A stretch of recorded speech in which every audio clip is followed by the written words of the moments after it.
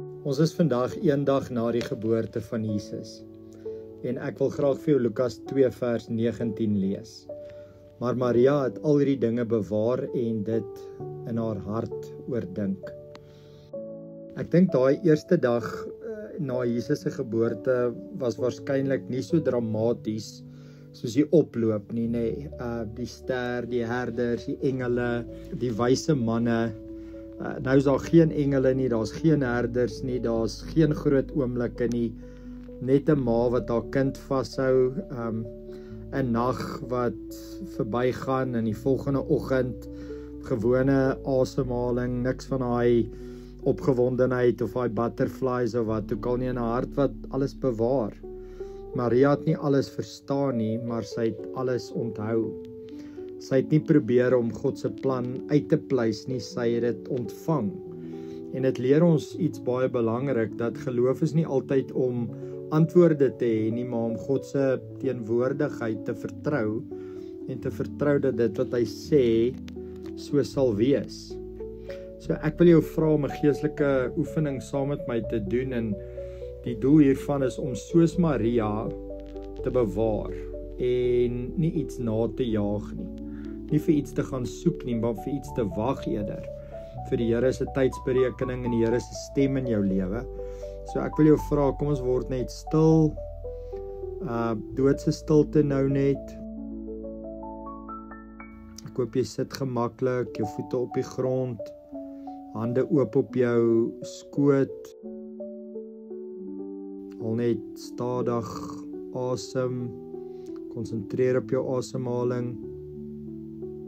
En dan sê jy in jou hart, Here, ek is hier. Here, ek is hier. En verbeel jou hierdie toneel. Dis oggend in Bethlehem, die stal is stil, Jesus slaap nog, en Maria sit net en kyk vir hierdie klein babietjie. Geen woorde, geen planne. Sy's net in die oomblik, jy's net in die oomblik. En dan moet jy jou hart bewaar. Ek wil jou vra om stil te wees en net te dink aan iets wat God hierdie jaar in jou lewe kom doen het. Iets wat jy dalk nie heeltemal verstaan nie, of iets waarvoor jy dalk dankbaar is, al is jy dalk vulnerable oor dit en broos oor dit. Jy hoef nie te verduidelik nie, jy kan dit net bewaar in jou hart.